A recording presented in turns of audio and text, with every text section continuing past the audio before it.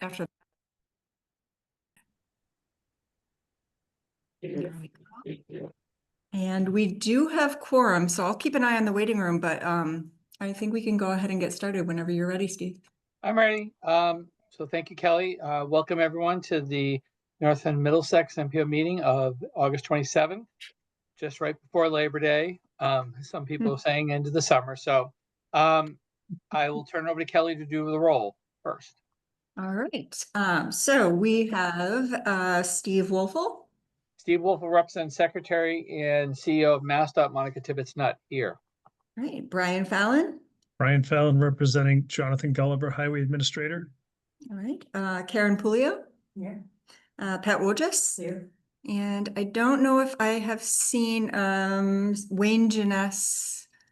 No. Tom Bomo. Stephen Themelis. Yeah. All right. So we have quorum and are ready to go. All right. Oh, I do want to know, I don't see anyone here from Federal Highway or Federal Transit. So just to note that. Okay. All right. We'll move on to agenda item 2, which is an open forum. Are there any members of the NPO, any members of the public would like to address the NPO today? All right.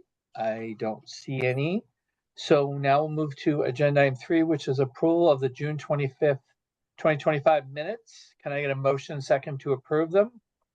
Motion to approve. Second. All right. Any changes or comments to the minutes? Seeing none. Kelly, you want to read the roll? All right. Steve Wolfel. Yes. Brian Fallon. Yes. Karen Pulio. Yes. Pat Wojcik. Yeah. Stephen Themelis. Aye. All right. Motion passes. All right. Thank you everyone for that. We'll now move on to agenda item 4, which is the Dunstable roadway reclassification. Kelly, are you handling this or? I am handing this over to Apple Goldscheltz, who is a transportation planner for NMMPO. All right, take it away. Good afternoon, everybody. Like Kelly said, I'm Apple Transportation Planner. We're bringing forward with a vote required, a request for the NPO to kind of endorse or sign off on this roadway reclassification for Main Street in Dunstable from where it no longer is Route 113 all the way up to the New Hampshire border. So the reason we're bringing this forward is because Main Street is currently classified as a local roadway, making it ineligible for any kind of federal project assistance or even state. And so the town of Dunstable approached us to help put together a package to send to Mass DOT's GIS department, who would then send it, once approved and evaluated, to the Federal Highway Administration to get Main Street reclassified from a local road to a minor arterial road. And that extent is seen on the map in the slides. This roadway connects Massachusetts Route 113 to New Hampshire 111A. And the reason it is currently classified as a local roadway is because there is a glass cliff at the edge of the Massachusetts border, and therefore it can't possibly connect to anything else. So within the state's current classification, it is just a local street that goes from a principal arterial to nothing. Next slide. Because it's ineligible for higher funding, we're not able to do any kind of TIP program or state programming on Main Street for this extent, even though it does not, like, the maintenance required for the upkeep of this road, including culvert redesigns, updates, any kinds of complete streets projects. It's currently not eligible for, but looking through the definitions given by the Federal Highway Administration and the traffic volumes, Main Street classifies as a minor arterial as opposed to a local roadway with about 2,500 vehicles in a day, just over 10% of which are heavy trucks as of 2025. So basically we're asking for a vote of approval to send to Yeah, Yeah. so we're asking for the MPO to vote to endorse this reclassification. With that, we will submit a package to MassDOT. We are and will be working with MassDOT GIS department following their instructions for the reclassification. And once that package is complete, they will send that on to Federal Highway for consideration. Your vote is not a guarantee that Federal Highway will actually reclassify the road, but it's just a step in the process. We need the MPO's approval in order to bring this forward to Federal Highway. I also want to note, we do have David Langley here, who is the consulting engineer for the town of Dunstable, and I don't know if he has anything to add to this conversation. Hi, thank you. I think that about sums it up. Something that again that we had noticed. We'd also noticed that at one point, there is a bridge just off of or just on the road off of the intersection that somehow did receive federal funding sometime in the past. We're not necessarily sure how it received that. But again, going back in history, perhaps at one point it was recognized that this road connected to the state route in New Hampshire, and then for some reason it got dropped off. I'm not really sure what the details were surrounding that, but this would really help and benefit the town of Dunstable by getting this approval as was stated. There is heavier traffic there, 10% truckload, 2,000 vehicles per day. It seems like this is some sort of an oversight as opposed to an intentional mistake. Or All right. intentional reclassification, I should say. Seems like it's more of an oversight. So does anyone have any questions? I just have a curiosity question. So there's no name change. It still says it's just going to be Main Street, but reclassified, right? Correct. Okay. And Karen has a question here in the room. Alright. Thank you. So specific to the reclassification, I know you mentioned it, but there's criteria, like I don't feel like, are those, we list those anywhere, what the criteria are and what they are not actually, you mentioned meeting the criteria. Yeah, the criteria just refers to kind of the guidelines set by the Federal Highway Administration is what kinds of roads are classified under what, so that refers to traffic volume, roadway design, what way, like what other roads are connected along this, through this roadway. So it's not necessarily a criteria that we've set, but that the Federal Highway Administration has like a rule book of guidelines that they use to classify roads. And then any changes, you kind of have to refer to the guidelines. And then send in the package and say, please fix this. So this meets all of those guidelines. Yes. Yes. Yeah, on the town's end, before we submitted this to NMCOG for discussion, we did look at, the first thing we looked at was, the two roads that it connects. And then from there, we took a quick look at what the traffic volumes were. And we said, this just doesn't make sense why this is classified as 7 local versus 4 minor. And we presented that to NMCOG for further review. And Kelly and Apple have taken the baton and run with it from there. All right. Any other questions? So Kelly, just so I make sure when I call for motion, what's the specific motion we need? The specific motion is a motion to endorse the reclassification package, and then we have a letter that we will send to the chair of the MPO, which is MassDOT, for signature, and that will accompany the package that is sent from Okay. MassDOT to Federal Highway. All So right. to be short, it's a vote to endorse the reclassification. Does someone want to make that motion and someone second it as the way Kelly had just described it? Motion to endorse the reclassification package. 1 second. All right. We have a second here in the room. All right. Any last questions? Seeing none, Kelly, you want to read the roll? Yes, Steve Wolfel, Yes. Brian Fallon, Yes. Karen Pulio, Yes. Pat Wojcik, Yeah. and Stephen Themelis. Yes. All right, motion passes. Thank you very much. All right, we'll move on to the next agenda item, which is agenda item 5, the Federal Surface Transportation Reauthorization. I assume this is you, Kelly? Yes, this is me. So I just wanted to share an update on this. In our June meeting, US DOT had not yet opened the public comment period for the federal surface transportation reauthorization. This is the 5-year bill that basically funds the federal portion of roadway improvements for all of MPOs across the nation, and also creates grant programs and funds our planning funds, a number of sources. So the bipartisan infrastructure law essentially expires on September 30, 2026. And in order to have a bill that replaces that, that process begins in this current year.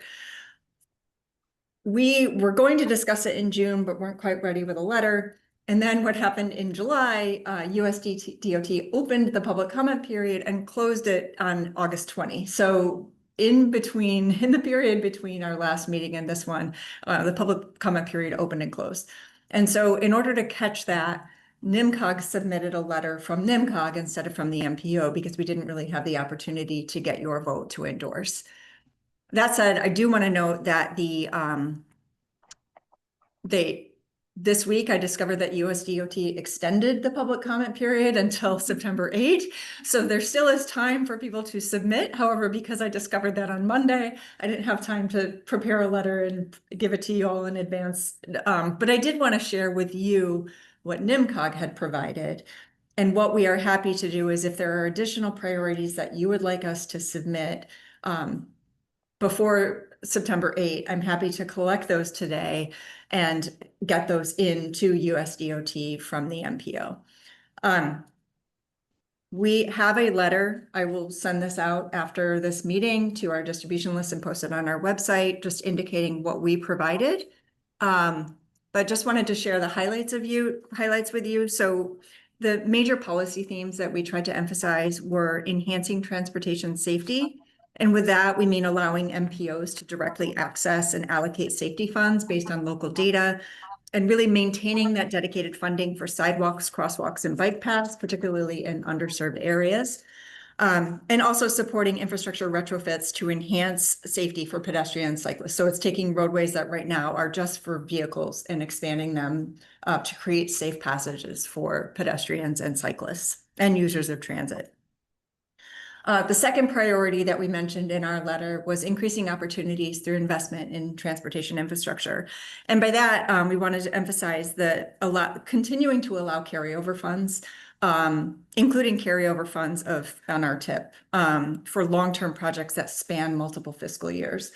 One thing that we have noticed is that projects have become increasingly more expensive. And so we have projects that are AC'd over one or possibly, I've seen other MPOs where they're ACing it over multiple federal fiscal years. And we just want to maintain that ability to carry those funds over.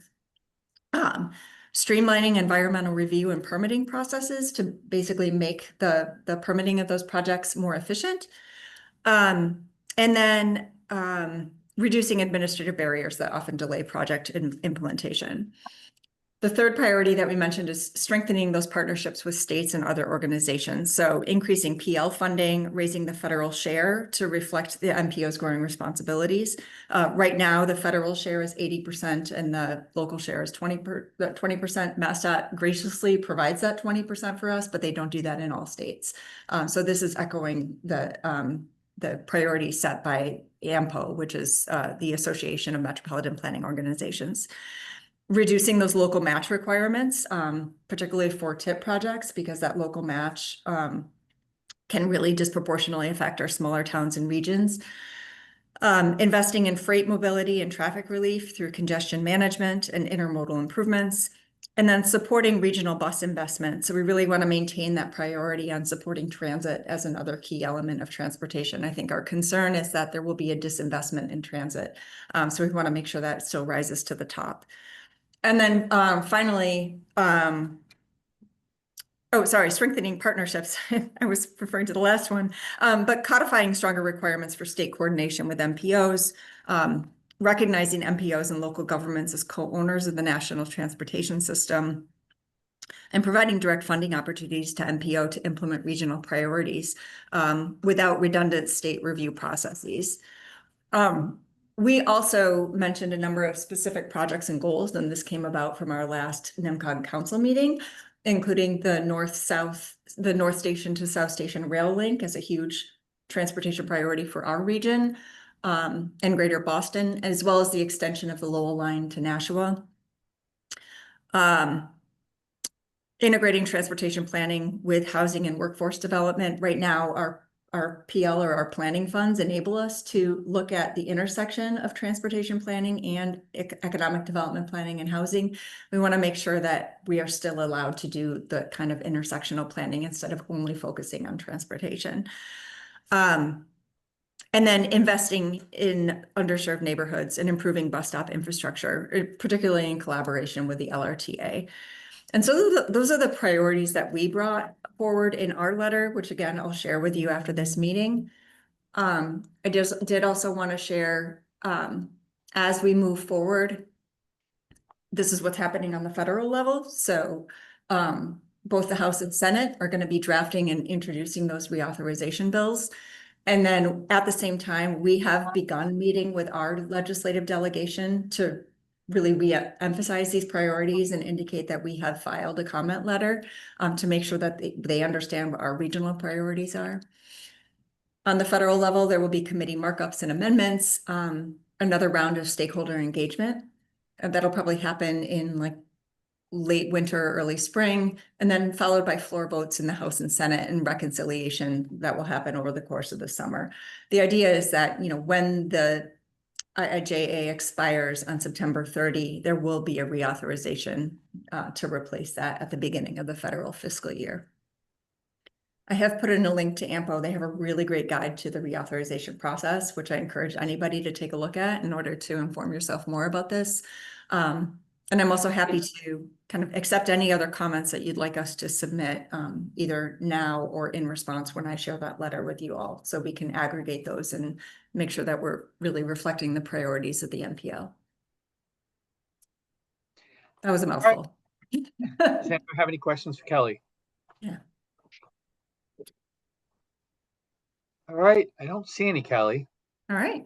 All right, thank you. You're So I'm welcome. sure we'll be talking more of that the coming months. So we'll move on to agenda item 6, which is the MassDOT Local Early and Actionable Planning, what we're calling the LEAP program. And Noah from OTP is going to present that. So I assume Noah's here somewhere.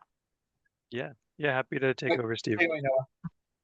Thank you so much. All right, y'all, I will be sharing my screen and then walk you through the LEAP program, and appreciate getting a chance to talk about it. And yeah, happy to answer any questions afterwards. If y'all can see my screen, okay. Oh, here we go. Yeah, so my name is Noah Harper. I'm a planner at OTP with the newly formed Municipal Planning and Support Team.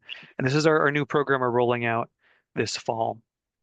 The big idea of our program is, and our team is to help add extra capacity for municipalities to go after grants, to get projects onto the tip, and help to grow the pie of support for those early stage activities like planning, design, early engineering, help get things in a better spot for communities that may not have a lot of existing funding to pay for it themselves. So with the LEAP program, that's the big idea behind it. We're really taking the need to procure away from cities and towns. We're going to be procuring 2 consultant teams over the next year, and basically municipalities are going to send us in requests for a few tasks that I'll show in just one slide, and we'll send those over to the consultants. So saving you from doing procurement yourselves and helping to knock out some of those early stage items. These are small pieces of a bigger project, but hopefully things like concept development, helping to look through different alternatives, can help bolster support to work and develop a bigger project. We do have a request form open right now with the priority deadline September 30th. So that's going to be at this Qualtrics form. There's a link here, and I'll share the slides with Kelly right after this. You can also Google mass.leap, and it'll show up in the first couple of responses or listings there. This is our process flow, and we've been working with RPAs and MassDOT districts sort of before the requests come in, trying to identify communities that might be particularly well suited or in need of the program. Once we receive requests and go through them, we're going to be also meeting again with RPAs and districts and our selection committee to go through requests. We've got the sort of flow here. The other part of, I think, our overall sort of philosophy with the LEAP program and municipal planning and support is that if we're not able to fulfill your request in this round, we really want to help set you up with alternative grant funding ideas and help get the project along. So no wrong questions. Please feel free to reach out to us and submit a request. This is just a few of those eligible activities I mentioned, like concept development, complete streets engineering and design comes to mind, something that could help tee up that kind of project. Also a identification of like priority streets for improvement. So creating a safe streets for people playbook, which there's a great one in Lynn that you could check out and see if it's applicable to your community. Things like traffic and safety analyses I mentioned, and then some of the more design and engineering work, right? Like cost estimates, geotechnical analyses, doing some fun speed studies and stuff like that. So what I would say is if you're not quite sure about, you have a project in mind but aren't sure like what activities maybe you'd want to submit a request form, fill the request form out anyway, reach out to us, and we'll be in touch. So after we sort of hone those ideas and work with communities and have a really good idea, we're gonna have that selection committee I mentioned with, in this case, NMCOG will be there as well as the district. And then try to evaluate whether this request, it comes from a place of community need, of constrained funding, whether there's a project champion there. And also, of course, we're trying to really target gateway cities and rural communities to ensure that they're able to get the lion's share of the resources. So this is just our sort of philosophy for that. Here's the request form. Again, if you Google mass.leap, you can find it and we'll share it in the slides. Try to make it take no more than 15, 20 minutes of your time. And again, if there's something that's confusing, feel free to reach out or submit it anyway, and we'll follow up with you. Yeah, and so we're doing a little bit of a tour of outreach with different NPOs across the state, as well as some other groups, and also looking at projects to sort of get a better idea of what's already in a lot of the tips.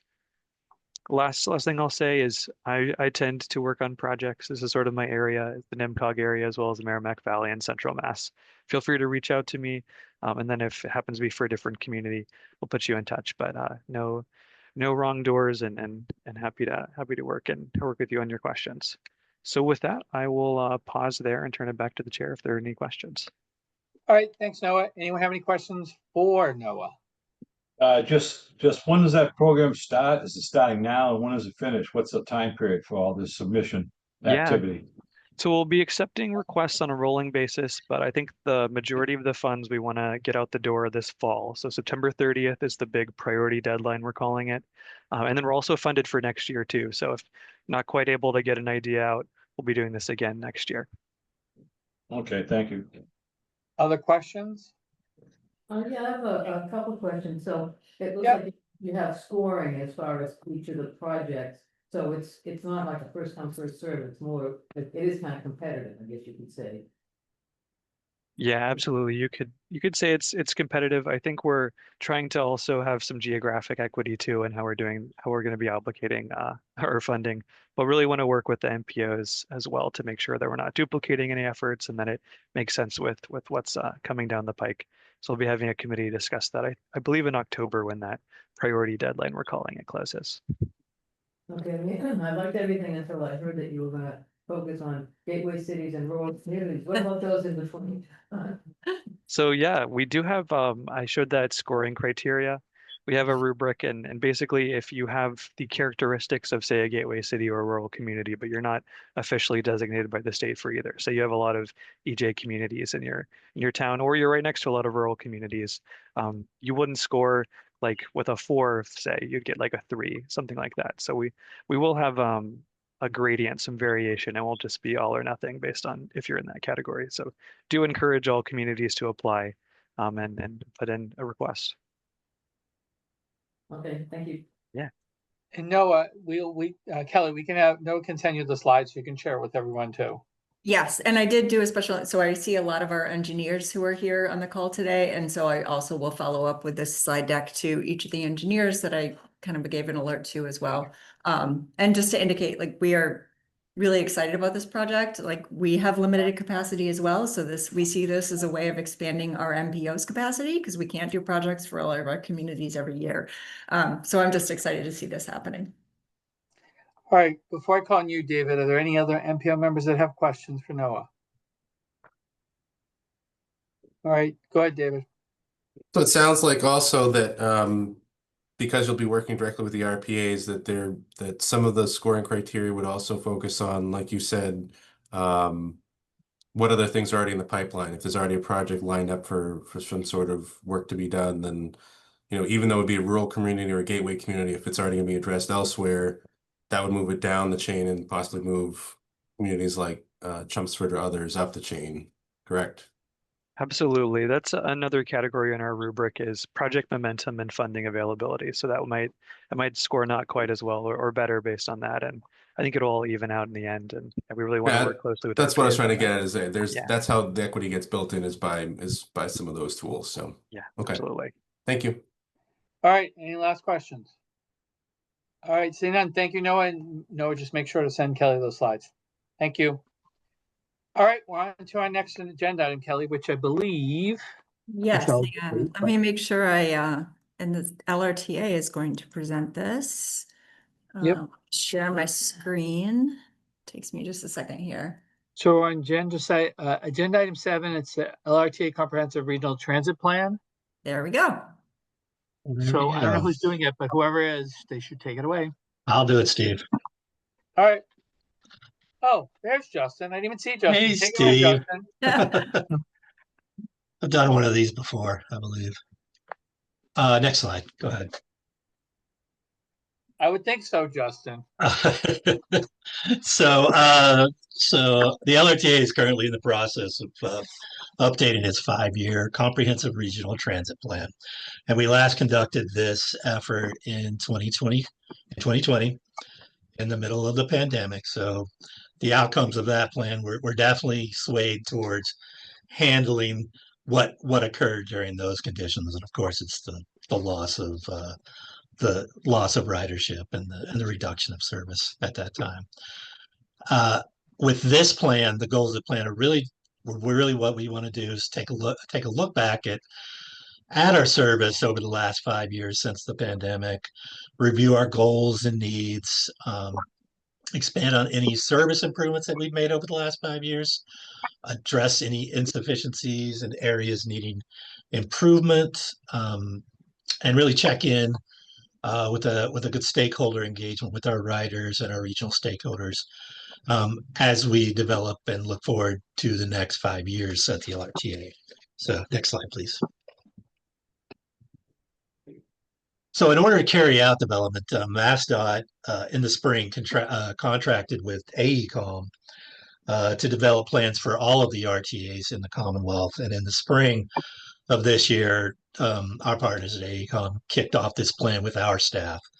And it started with a review of the last plan and development of the scope that you see on the screen. And unfortunately, the last plan was set in a pandemic. So we were forced to cut short a Sunday pilot program and reduce service throughout the system. So the last 5 years or so at the LRT have all been about responding to those pandemic conditions and really bring how we bring people back to the LRTA, how we bring our riders back. So at this kickoff that we held, we reviewed and updated our goals, our needs and objectives, and began pulling together data needed for development of the plan. And if you look at where we currently are in this scope, we're in the engagement phase, and I'll talk about that in a few minutes. We're developing a market evaluation. We're analyzing our current demand and how that's changed over the last few years. And once that's in place over the next few months, we'll refine performance, service measures, targets, things of that nature. And with that, we'll develop a system of performance alternatives and recommendations that come out of the plan for the next 5 years. And the plan currently is scheduled to be complete in March of next year. So next slide, please.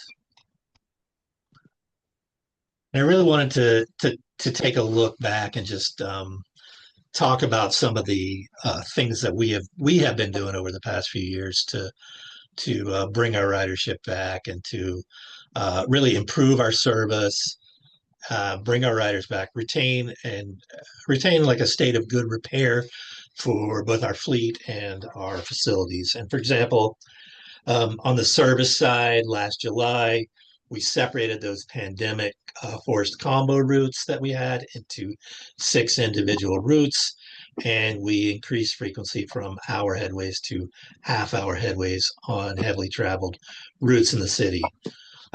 We also look to close a gap on our Route 12 Tewksbury route, which runs down Route 38 Main Street. There's been a gap in there of about a mile and a half or so for years, and we wanted to make sure that we really covered their main economic and commercial corridor in the town, and we altered the Route 12 to reflect that, and it's really been shown to be successful.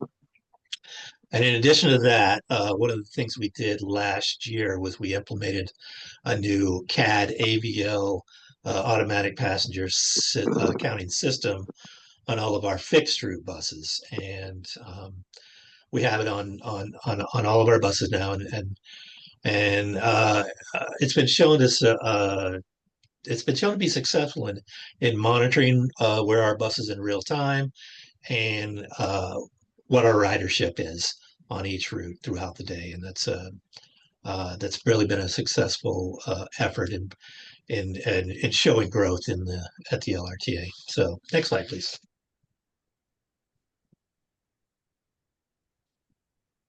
So part of the development of this plan is really to identify the key issues and the needs of the LRTA, and based on feedback from LRTA staff and through our stakeholder engagement over the last few years, we've identified 6 key areas to address in this plan: improving service, either through expansion of the system, increasing frequency, running later or earlier service, or more weekend service, or some of the examples of that. Safety is considered to be the #1 priority of our administrator. So we have a real focus on creating a safe environment for our drivers and our passengers, whether it be here at the Gallagher Terminal or out on the streets throughout the region. And that's going to be a key area of this plan as well. And like I said, with COVID, the ridership plummeted, and addressing that loss of ridership is something that we are actively working on, not only in this plan, but through a lot of our efforts that are ongoing. Some of the other things are interconnectivity, whether it be with other regions in Massachusetts, or even moving towards our partners to the north in New Hampshire and getting through that glass wall that Apple mentioned earlier. It's important to us too. So, and of course, determining how we pay for services is really important in making everything happen, whether it be through discretionary grants or more federal funding, and it's really an important part of what this plan is going to look at. So next slide, please. And so identification of the LRT's needs leads to development of the goals and objectives of this plan. And here you see some of the themes that I referred to, which includes the interconnectivity with our neighbors, with the MBTA, with MassDOT, and with New Hampshire, the other RTAs around us. The other themes are, safety, enhanced service, promotion of our service. That's something we've really been working on lately, to really promote education, teaching people how to use the service, how to ride the MBTA, whether it be the fixed route or the demand response services that are available. And we've developed a lot of new opportunities for travel training for different organizations throughout the region. And that is something we're currently working on and will be part of this plan as well. In addition, coordination, like I said earlier, with the interconnectivity, coordination with the other 15 RTAs in Massachusetts, with the MBTA, with MassDOT, with our federal partners. It's really needed. That coordination is really key to improving our service, not just in our region, but throughout the state. So next slide, please. And just an update on the current stakeholder engagement that's been happening as part of this plan. So we've held 3 events in this part of the plan. On June 10th, we held a stakeholder meeting focusing on LRTA staff, the drivers, the dispatchers, the operators, and really getting a good sense of how they feel the service is working and what are some of the needs that they see over the next few years. In July, we held a virtual stakeholder meeting. It was very successful. We had approximately 50 attendees from various regional organizations, as well as the state. In August, we did a focus on our riders in particular, provided an opportunity for comments from the public at a tabling event that we held in the Gallagher terminal, and it was well received. We had approximately 30 people stop and speak with us or take our online survey. So as part of that, we really pushed the taking of the survey for the plan, and that survey really looks at how people use the LRTA currently and what they want the LRTA to focus on over the next 5 years. That survey is still out, and thank you to NMCOG for distributing it to your to your list as well. We really appreciate that. And that's open till September 15th. You see on the screen, there's a QR code if you want to try that. It goes right to there. If you need a link, please feel free to email me, and I can get you that as well. So I think right at this point, well, we can move on. It's fine. It's fine. We've had about 200 people respond to the survey so far, so it's looking good. And so this is the proposed schedule for development of the plan. Current activities, we're in our stakeholder engagement phase. We're reviewing and analyzing existing data and moving into development of performance measures, targets over the next month or so. After that, the team will begin to develop and evaluate alternatives and develop recommendations for the plan. The draft document should be available in early 2026, with the project scheduled to be complete by March of next year. So, next slide. And that's it. I just want to thank the NPO for allowing us to come in and talk about the plan a little bit.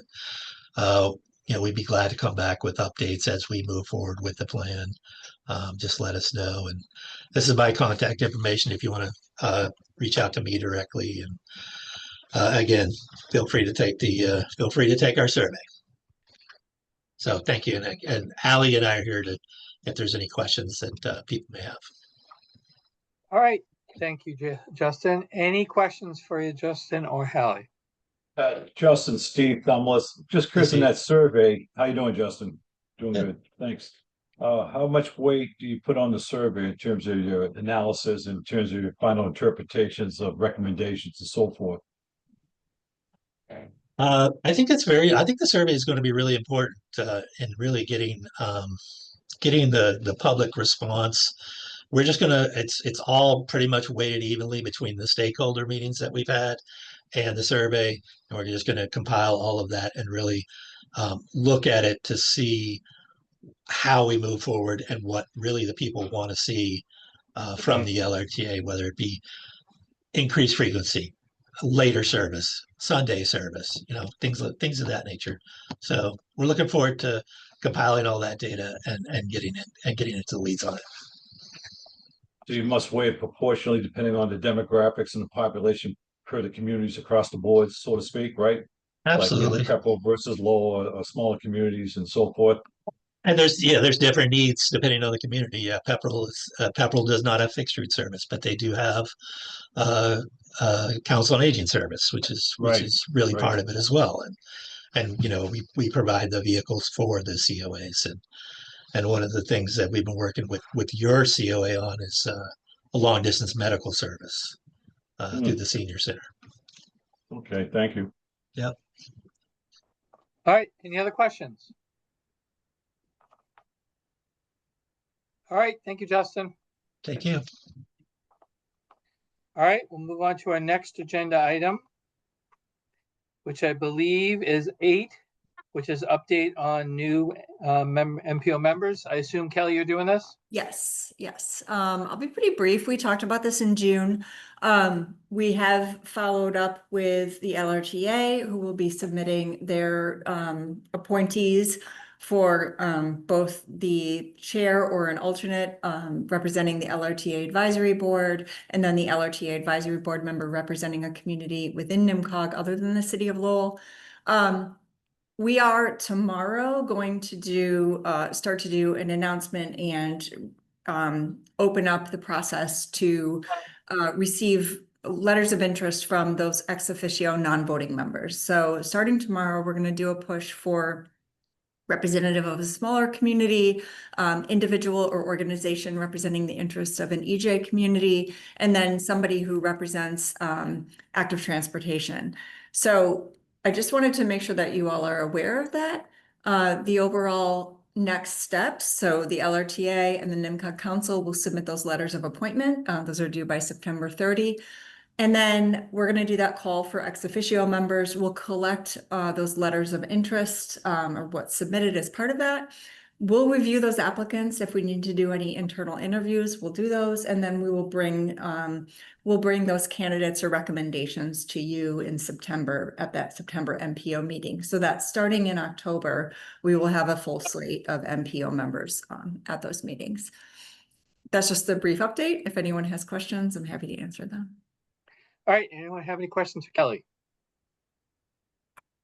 All right, I think we're good, Kelly. All right. Thank you. We'll move on to agenda item 9, which is tip status report, which I believe is Tim. Tim, you here? I am here. Take it away. All right. Most of the items here are they're updated based on this construction season. So to start, we have 613, 880, District 4's accessibility improvements at multiple locations. That just has an update to the project manager for that. And then 613, 109, Chelmsford and Lowell deck replacement of some bridges on the Lowell connector. That we received the 25% design, and the estimates for those have gone way up by 30 million.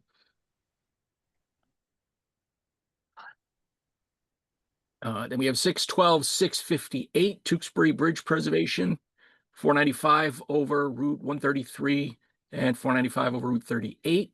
That one is 80% complete, with the completion date being this November. So that one should be wrapping up. 610, 704 Burlington Billerica resurfacing related work on Route 3A. That one is 81% complete, also slated to be completed in November. 609, 250 Billerica intersection improvements at Boston Road, Route 3A, Lexington Street, and Glad Valley Road. That one has basically gone to construction. It was advertised in April, and it's slated for a completion in September of 2027. 608, 816 Lowell Drake at Methuen resurfacing related work on Route 110. That one has gotten underway. It's now 10% complete, slated for completion in November 2027. 608, 227 Billerica Yankee Doodle Bike Path Phase 1. That one was advertised. The estimates were increased slightly, less than $1 million, based on the bids that came in. 607, 887 Lowell Rourke Bridge. That one has begun, and it's slated to be 1% complete with a completion date of December 2029. And 605 966. Again, this is the Lowell reconstruction related work on VFW Highway, and that has begun. Basically, it's 1% complete with a completion date of June of 2027. And that's it for this month. All right, anyone have any questions for Tim? One question. Go ahead. On, I think it says 109, on 109, that $30 million increase. If I'm reading that correctly, does that mean that the TPC, I'm sorry, the total contract, you guys, TCC was 42? Are you saying that it was 12 million and it's gone to 42 million? Yeah, that's what we had in there. That did seem odd to me, and I'm not sure if that was like some sort of scope change, or Yeah, you know. it probably was, Tim. I think they just had a placeholder number in there. I know that these projects are full deck replacements, so when they first got that first real estimate is the 25%. That's when you realize the scope and the amount of cost that's going to be involved with replacing those two decks.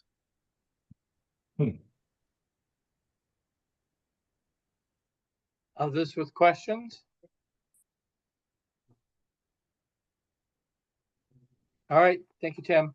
Thank you. All right, we'll move to the next item agenda, which I believe is other business. Are there any members that'd like to bring any other business to the MPO today?